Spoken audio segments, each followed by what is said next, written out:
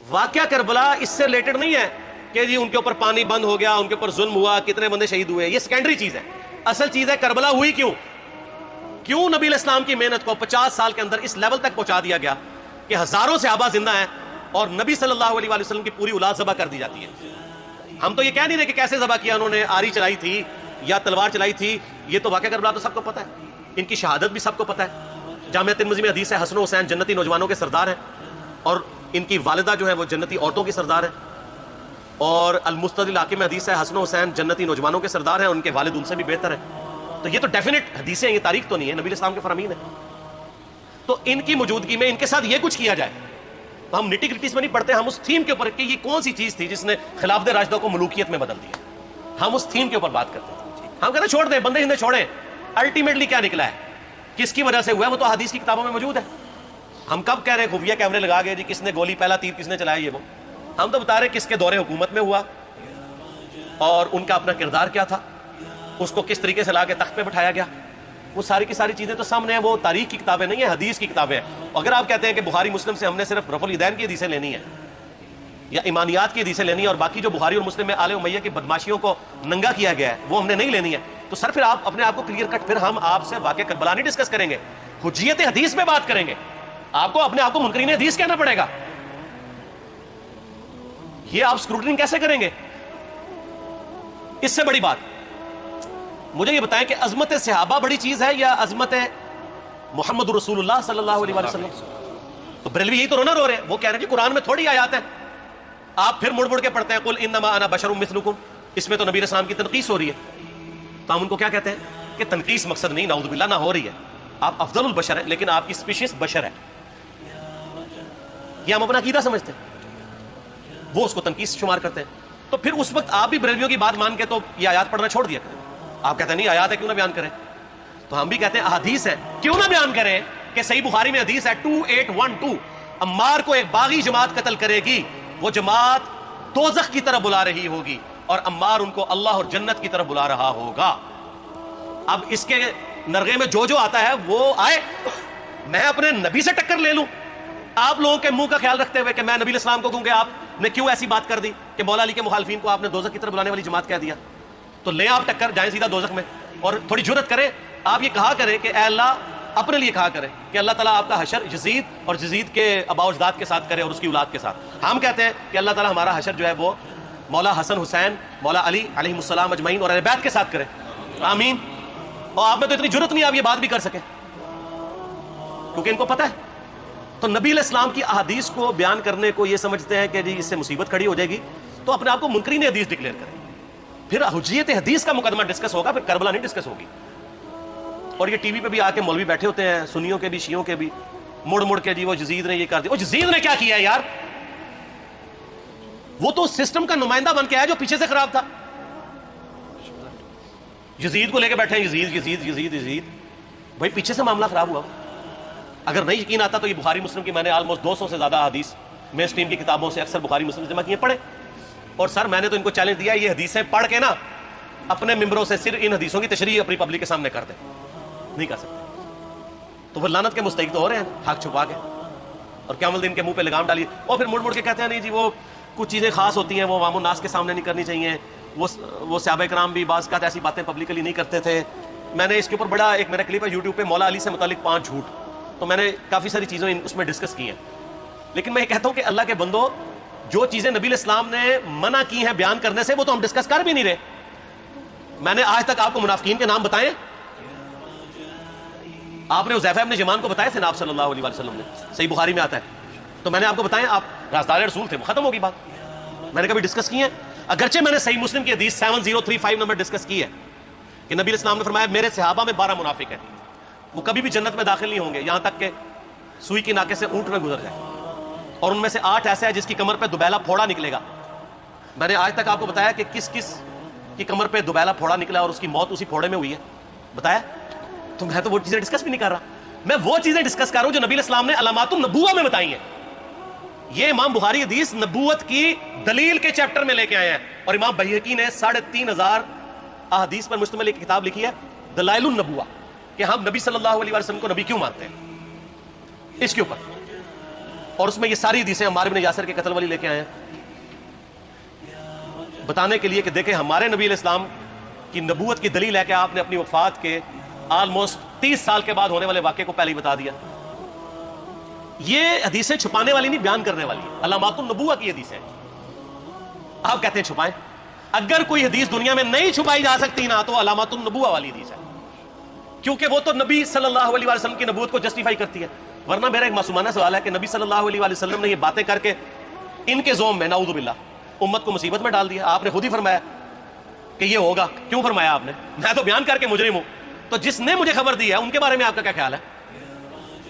یہ مسند احمد کی حدیث یہ میں نے گھر بیٹھ کے بنائی ہے کہ میری بیوی کا کیا حال ہوگا جس پہ خوف کے کتے بھونکیں گے۔ تو سیدہ عائشہ سے مجھ سے زیادہ نبی الاسلام کو محبت تھی، لیکن آپ اللہ کے پیغمبر تھے، آپ نے اپنے گھر کی خبر بھی نہیں چھپائی، بتا دی کہ یہ ہوگا۔ اور اس سے بڑھ کے آپ صحیح بخاری میں دیکھیں عمار بن یاسر کا خطبہ ہے۔ میں نے یہ سارا، پریشان نہیں ہونا، یہ ریسرچ پیپر میں سارا کچھ موجود ہے اور کوئی چیز بھی ایسی نہیں جو اس میں سکپ ہو۔ صحیح بخاری میں خطبہ ہے کہ عمار بن یاسر کو مولا علی نے بھیجا کوفے میں۔ کوفے والے نیوٹرل ہو گئے تھے کیونکہ بصرہ سے سیدہ عائشہ آ رہی تھیں، اور وہاں پہ انہوں نے کہا نہ ہم سیدہ عائشہ کا ساتھ دیں گے نہ مولا علی کا دیں گے۔ تو عمار بن یاسر کو تیار کرنے کے لیے، یعنی وہاں کے جو عوام تھی اس قتال کے لیے، مولا علی نے بھیجا۔ تو سیدنا عمار بن یاسر نے وہاں پہ کوفے کے ممبر پہ خطبہ دیا، بخاری کے الفاظ ہیں، اوپر والی سیڑھی پہ عمار بن یاسر نے حسن ابن علی کو بٹھایا، حالانکہ حسن ابن علی سے 4 گنا بڑی عمر تھی عمار بن یاسر کی، 90 پلس ہو چکے ہوئے تھے، 3-4 گنا ان کی عمر تھی، لیکن اہل بیت کا احترام کیا، خود نچلی سیڑھی پہ بیٹھے۔ بخاری کے الفاظ ہیں کہ اے لوگو اللہ نے تمہیں آزمایا ہے، ایک طرف دنیا اور آخرت میں تمہارے نبی کی بیوی ہے سیدہ عائشہ، دنیا اور آخرت میں، یعنی عزت اپنی جگہ قائم۔ یہاں لوگ سمجھتے ہیں کسی کی غلطی آ گئی تو پتہ نہیں کیا ہو گیا، وہ یار اس کا مرتبہ اپنی جگہ ہے، غلطی اپنی جگہ ہے، پیغمبر نہیں ہے وہ۔ اور دوسری طرف علی ابن ابی طالب ہے، اللہ اب دیکھے گا تم عائشہ کی اطاعت کرتے ہو یا اللہ کی، علی کی نہیں اللہ کی۔ کیوں؟ یا ایھا الذین آمنوا اطیعوا اللہ واطیعوا الرسول واولی الامر منکم، ان کا اولو الامر مولا علی ہیں، ان کی اطاعت واجب ہے۔ یہ اللہ نے آزمایا کہ اللہ کی اطاعت کرتے ہو یا عائشہ کی۔ اور آپ حیران ہوں گے، یہ حدیث امام بخاری حضرت عائشہ کی فضیلت والے چیپٹر میں لے کے آئے ہیں۔ اگر امام بخاری مشورہ کر لیتے نا ناسبیوں سے تو انہوں نے کہا تھا سر آخری صحیح رکھو، پچھلا رہن دو،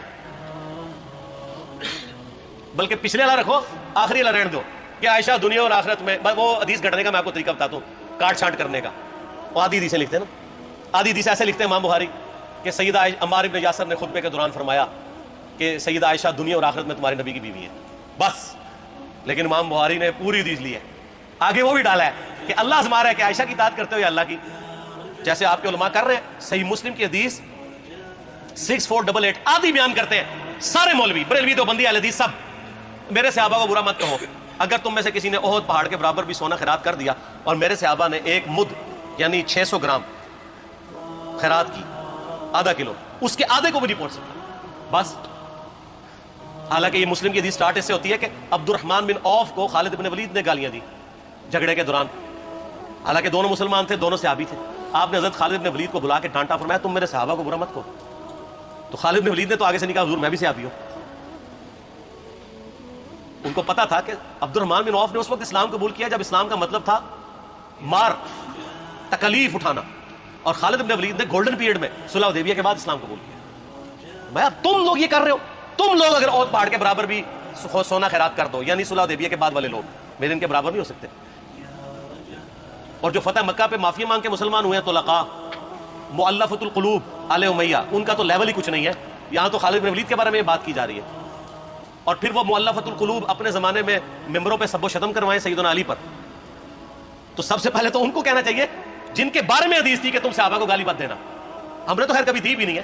اور میں یہ آخری جملہ ان کو ایسا بولتا ہوں کہ جو ان کے دماغ تک ڈرل کر جائے گا، کہ آل امیہ نے جو کچھ اپنے دور کے اندر سیدنا علی کی گستاخیاں کی ہیں نا، ہم نے تو ویسی کوئی ایک گستاخی بھی آل امیہ کے بارے میں نہیں کی ہے۔ میں نے آج تک آل امیہ کے اوپر بائی نیم کسی کے اوپر لعنت کی ہے؟ حالانکہ یہ مولا علی پہ کرتے رہے، یہ ہے لعنتی خود ہو گئے نا، جب مولا علی پہ لعنت کی تو لوٹ آئی۔ مسند ابی یعلا میں صحیح سند کے ساتھ حدیث موجود ہے، مسند احمد میں بھی موجود ہے کہ سیدنا علی کو جس نے گالی دی اس نے رسول اللہ کو گالی دی صلی اللہ علیہ وسلم۔ جب ام سلمہ نے کہا تھا شیخ زبیر صاحب نے اس کو تحکیم میں صحیح لکھا ہوا ہے فٹ نوٹ کے اوپر کہ لوگوں تمہارے ممبروں پر رسول اللہ کو گالیاں دی جاتی ہیں. تو ان کا معاذ اللہ ہم کب کہیں گے؟ ایسا نہیں ہو سکتا. تو ام سلمہ نے کہا تم لوگ علی اور اس سے محبت کرنے والوں پہ گالی گلوچ نہیں کرتے ہو کیا؟ جبکہ میں نبی کی بیوی کہتی ہوں کہ سب سے زیادہ رسول اللہ سے محبت، سیدنا علی سے محبت نبی صلی اللہ علیہ وآلہ وسلم کرتے تھے. لہٰذا جب یہ تم کہتے ہو نا علی پر لعنت، علی سے محبت کرنے والوں پہ لعنت، تو یہ لعنت تو تم نبی علیہ السلام تک لے کے جا رہے ہو نعوذ باللہ، کیونکہ علی سے محبت کرنے والا پہلے نمبر پہ نبی صلی اللہ علیہ وآلہ وسلم ہے. اور پھر کہتے ہیں سب کا مطلب تنقید ہے. اور نہ، پرانیاں گلاں، پرانے بابے، پرانے بزرگ جھوٹے ہو. صحیح مسلم کھولو 6229 غدیر خم سے اگلی حدیث، لعن اللہ ابا التراب کے الفاظ ہیں. مٹی والے ابن ابی طالب پر لعنت، یہ الفاظ موجود ہیں. سب کا ترجمہ لعنت ہی ہے، تنقید نہیں ہے. اچھا پھر میرا معصومانہ سوال ہے کہ اس کا مطلب ہے صحابہ پہ تنقید کرنا اچھا کام ہے؟ کہیں گے نہیں. تو بتاؤ یہ برا کام کون کرتا تھا؟ شیعہ کا ابا کون ہے؟ رافضیوں کا ابا کون ہے؟ آل امیہ. تو لہذا شیعہ نو میں کہنا کہ تسی شیخین کے اوپر بکواس اور تبرہ کرنے کی بجائے نا آپ لوگوں کو حقائق بتائیں کہ ٹوٹی کمن کہاں. سب مجرمین آل امیہ ہے. اور یہ آل امیہ اور بنو ہاشم کی لڑائیاں نبی علیہ السلام کی بعثت سے پہلے چل رہی تھی، صدیوں سے چل رہی تھی. وہ تو پھر اللہ نے بنو ہاشم کو نبوت کے لیے چنا تو ان کو یہ پھر جیلسی ہضم نہیں ہوئی، وہ چیز آگے چلتی تھی. خیر چھوڑ دیں، ایک تلخ ٹاپک ہے. صلاۃ بر محمد و آل محمد، اللہم صلی علی محمد و علی آل محمد.